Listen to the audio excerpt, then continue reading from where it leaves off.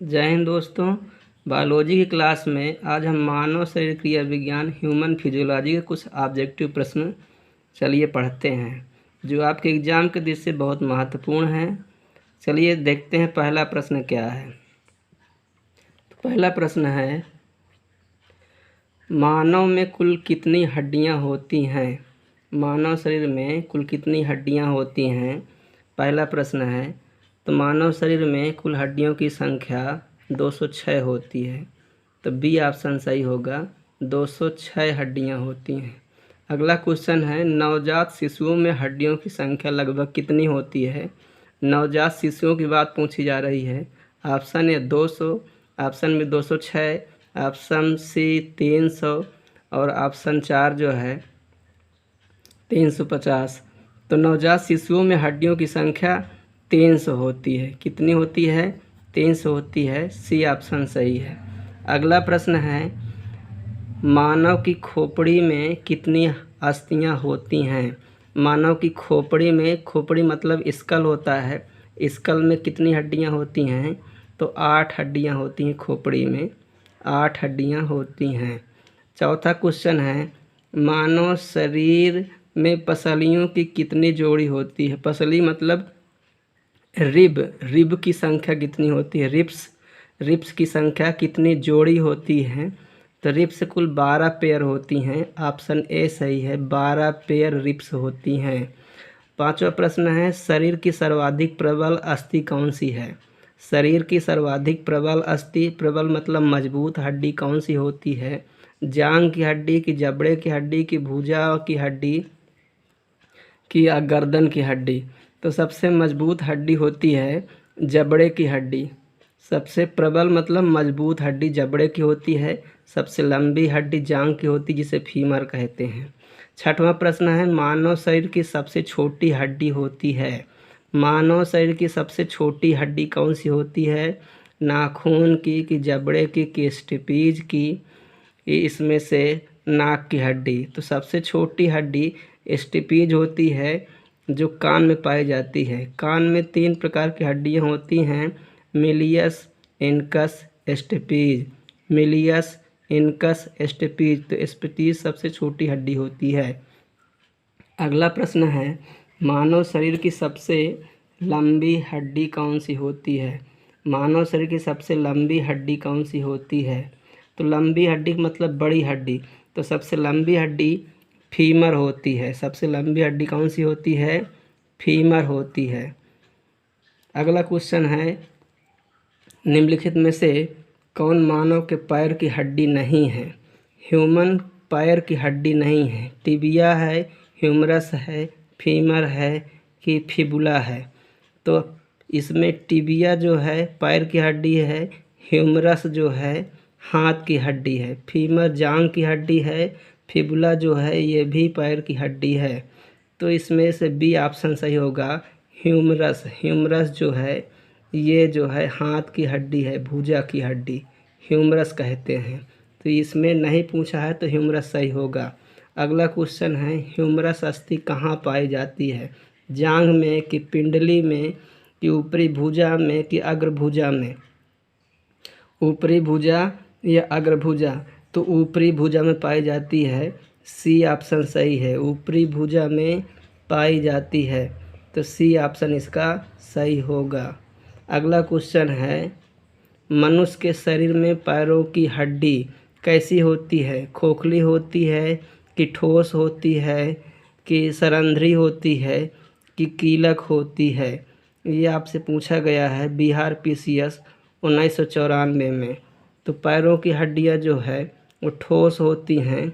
कौन सी होती हैं, कैसी होती हैं? ठोस होती है। इसमें जो है इसमें भरा होता है ठोस हड्डी होती है, जिसमें आपका ब्लड का निर्माण होता है, बोन मैरो जिसमें भरा होता है, इसलिए कैसे क्या होती है? ठोस होती है। 11वां क्वेश्चन है, टिबिया हड्डी किस में पाई जाती है? टिबिया हड्डी खोपड़ी में, कि टांग में? कहाँ पाई जाती है? टांग में पाई जाती है, भुजा में और मुख में और खोपड़ी में नहीं होती है। अगला क्वेश्चन है, मानव शरीर के किस अंग की हड्डी सबसे लंबी होती है? मानव शरीर किस अंग की हड्डी सबसे लंबी होती है? तो आपको पता है जांघ की हड्डी सबसे लंबी होती है, जिसे हम फीमर कहते हैं। अगला क्वेश्चन है, दांत तथा हड्डियों में पाए जाने वाले तत्व क्या होता है? दांतों तथा हड्डियों में पाया जाने वाला तत्व कौन सा होता है? पोटेशियम, कैल्शियम, कैल्शियम व फास्फोरस, कैल्शियम व मैग्नीशियम, फास्फोरस या सल्फर। तो दांतों और हड्डियों में कैल्शियम और फास्फोरस पाया जाता है। क्या पाया जाता है? कैल्शियम और फास्फोरस, इसलिए सी ऑप्शन सही है इसका, सी ऑप्शन सही है। अगला क्वेश्चन है, वृद्धावस्था में मनुष्य की हड्डियां क्यों कमज़ोर हो जाती हैं? वृद्धावस्था में मनुष्य की हड्डियां क्यों कमज़ोर हो जाती हैं? क्वेश्चन ऑप्शन है आयोडीन की कमी से, कि कैल्शियम की कमी से, कि लोहा की कमी से, कि कोबाल्ट की कमी से। तो कैल्शियम की कमी से हड्डियां कमज़ोर होती हैं, तो सी ऑप्शन 14 का सी सही होगा। अगला क्वेश्चन है, अस्थि में कौन सा लवण सर्वाधिक मात्रा में पाया जाता है? कौन सा लवण, साल्ट की बात पूछी जा रही है, कौन सा साल्ट सबसे अधिक पाया जाता है?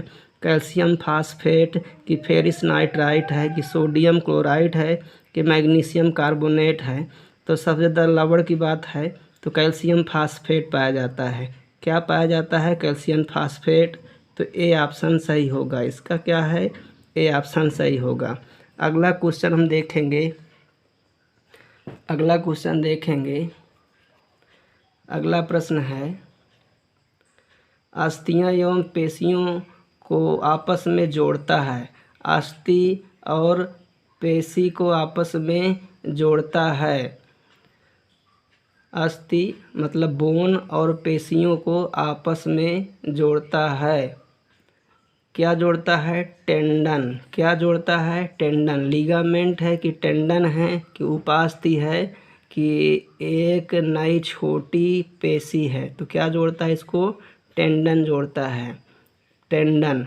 बल्ब से याद रखिएगा, बल्ब से, बल्ब का मतलब ये होता है बोन्स को लिगामेंट जोड़ता है, अस्थि और पेशी को जोड़ता है टेंडन, इसलिए बी ऑप्शन सही है। अगला क्वेश्चन है, मनुष्य के जीवन काल में कितने दांत 2 बार निकलते हैं? मतलब 2 बार दांत कितने निकलते हैं मनुष्य के जीवन में? तो मनुष्य के जीवन में 2 बार दांत, 20 दांत ऐसे होते हैं जो 2 बार निकलते हैं। 20 दांत, 12 दांत अस्थाई होते हैं, 20 जो होते हैं वो 2 बार निकलते हैं, इसलिए 17 का सी ऑप्शन सही होगा। 17 का सी ऑप्शन सही होगा। अगला क्वेश्चन है, मानव शरीर में पाचन का अधिकांश भाग किस अंग में संपन्न होता है? तो पाचन किस अंग में होता है? पैंक्रियाज में, कि बड़ी आंत में, कि छोटी आंत में, कि आमाशय में? तो पाचन शुरू हो जाता है मुख गुहा से, लेकिन सर्वाधिक पाचन होता है छोटी आंत में। UPPCS 1991 में क्वेश्चन पूछा गया, तो छोटी स्मॉल इंटेस्टाइन में पाचन सर्वाधिक होता है। अगला क्वेश्चन है, मानव में पाचन क्रिया आरंभ होती है कहाँ से? पाचन की शुरुआत हो जाती है मलाशय, की आमाशय, की मुख, की पक्वाशय? तो पाचन की क्रिया बक्कल कैविटी से शुरू होती है, जिसे हम मुख कहते हैं। कहाँ शुरू होती है? बक्कल कैविटी से, जिसे हम मुख कहते हैं। सी ऑप्शन सही होगा। 20वां क्वेश्चन है, मानव की पाचन नली लगभग कितने फीट लंबी होती है? मतलब आहार नाल की बात पूछी जा रही है। आहार नाल की लंबाई लगभग कितनी होती है? तो इसमें 16 फीट है, 18 फीट है, 22 फीट है, 32 फीट है। तो ऑप्शन जिसका डी होगा, 32 फीट आहार नाल की लंबाई होती है।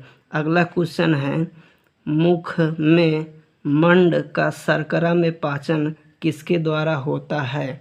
क्या क्वेश्चन है, मुख में मंड या शर्करा में पाचन किसके द्वारा होता है? तो ये मुख में जो होता है कौन सा एंजाइम होता है? तो टाइलिन होता है, टाइलिन एंजाइम होता है। टाइलिन जिसकी वजह से स्टार्च का पाचन होता है, टाइलिन। अगला क्वेश्चन है, पाचन तंत्र का हिस्सा नहीं है। 22वां क्वेश्चन है, पाचन तंत्र का हिस्सा नहीं है, इसमें से किस ग्रंथ से पाचन नहीं है? तो यकृत, इसको हम लीवर कहते हैं। दूसरा है पित्ताशय, गाल ब्लाडर कहते हैं। तीसरा है कार्निया, तो कार्निया जो है। और चौथा है डी आंत, तो आंत में भोजन का पाचन होता है। और पित्ताशय जो है गाल ब्लाडर जिसमें पित्त इकट्ठा होता है। यकृत मानव शरीर की सबसे बड़ी हड्डी है, तो इसका कार्निया जो है, कार्निया आँख का हिस्सा है, इसलिए कार्निया पाचन तंत्र का भाग नहीं है। 23 नंबर का क्वेश्चन है, शरीर के लिए एंजाइम आवश्यक होता है क्योंकि, शरीर के लिए एंजाइम आवश्यक होता है क्योंकि ये शरीर को ऊर्जा प्रदान करता है, ये तंत्रिका क्रियाओं को नियंत्रित करता है, ये शरीर के रचनात्मक भाग है, ये जीव रासायनिक क्रियाओं के उत्प्रेरक है। एंजाइम जो होता है, एंजाइम आवश्यक क्यों होता है? क्योंकि ये जीव रासायनिक क्रियाओं के उत्प्रेरक का काम करता है। किसका काम करता है? उत्प्रेरक का काम करता है। ये भोजन को पचाता है, इसलिए डी ऑप्शन इसका सही होगा। 23 नंबर का ऑप्शन सही होगा डी, ये जीव रासायनिक क्रियाओं का उत्प्रेरक है। 24 क्वेश्चन है, दूध प्रोटीन को पचाने वाला एंजाइम है। दूध प्रोटीन को कौन सा एंजाइम पचाता है? ऑप्शन ए है पेप्सिन है, कि ट्रिप्सिन है, कि रेनिन है, कि यूरोप्सिन है। तो रेनिन जो होता है ये बच्चों में मुख्य रूप से पाया जाता है। इसमें पेप्सिन जो है, ऑप्शन ए पेप्सिन है, दूध पचाने का प्रोटीन है। दूध को पचाने वाला, वैसे प्रोटीन पाचन पेप्सिन होता है, दूध को पचाने वाला रेनिन होता है। अगला क्वेश्चन है, अधिकतम पोषक तत्व रक्त में कहाँ से अवशोषित किए जाते हैं? अधिकतम पोषक तत्व रक्त में कहाँ से अवशोषित किए जाते हैं, ये क्वेश्चन है। ऑप्शन है बड़ी आंत, मुख है, छोटी आंत और पेट। तो अवशोषण की बात पूछी जा रही है। अवशोषण, तो अवशोषण सबसे ज़्यादा बड़ी आंत में होता है, इसलिए 25 का ए सही है। 25 का कौन सही है? 25 का ए सही है। अवशोषण सबसे ज़्यादा बड़ी आंत से होता है। अगला क्वेश्चन है, लार में कौन सा एंजाइम पाया जाता है? लार में कौन सा एंजाइम पाया जाता है? तो रेनिन है, कि टायलिन है, कि टेनिन है, कि रेंजिन है। तो लार में एंजाइम जो होता है टायलिन है, इसलिए बी ऑप्शन सही है।